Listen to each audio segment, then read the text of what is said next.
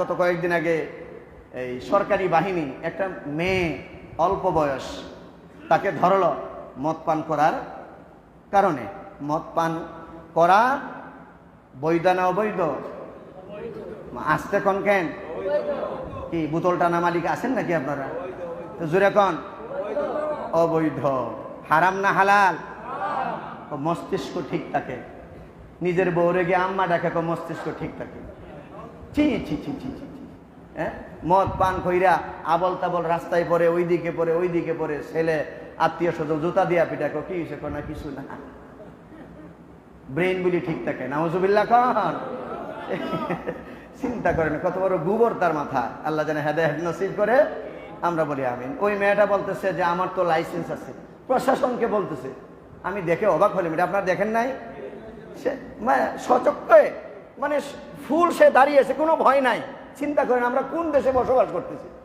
সুরের মার বড় গোলা। ও আল্লাহ রে, আসি কোথায় আমরা? চিন্তা করেন। আপনার সন্তানে আপনি কি শিক্ষা দিলেন? সে বলতেছে কি জানেন? শুধু এই পর্যন্ত শেষ না, এটা আমার বাবার লাইসেন্স করা। মদের ভারের ব্যবসা করছে, প্রশাসন তাকে গ্রেপ্তার করছে, এরপরে বলতেছে এটা আমার লাইসেন্স করা। তাহলে বাংলাদেশে হারাম কাজ করলে, লাইসেন্স করলে কি হয়ে যা? ওমা, কথা কন না। আল্লাহ যেন হেদায়েত করে, আমরা বলি আমিন। হাজরিন, এই জবাব প্রতিনিধি, এমপি, মন্ত্রী, মেম্বার, চেয়ারম্যান, বাবা, মা, ভাই, তাদের জবাব দেওয়া লাগবে কি না? না, মনে হয় লাগবে না। না, বাঙালিদের জন্য মনে জবাব দেওয়া লাগবে না। সম্মানিত সুধী, সন্তানকে ভালো শিক্ষা দেন, ইসলামের শিক্ষা দেন। যেই সন্তান মারা যাওয়ার পরে ভালো কাজ করে, হ্যাঁ, জীবিত মানুষ ভালো কাজ করলে মৃত ব্যক্তিরা কবরে শান্তি পায়। সুবহানাল্লাহ, সুবহানাল্লাহ। আপনার ব্যবসায় ভালো হবে, হ্যাঁ, আপনার বিদেশ যাওয়া সুগম রাস্তা হয়ে যাবে, হ্যাঁ, চুরি ডাকাতি করে কেউ বড় লোক হতে পারে না। পরিশেষে সিন্নির মানত করা পাঠা আমার লুৎফর ভাইয়ের সুরে নিয়ে যায় প্রতি বছর।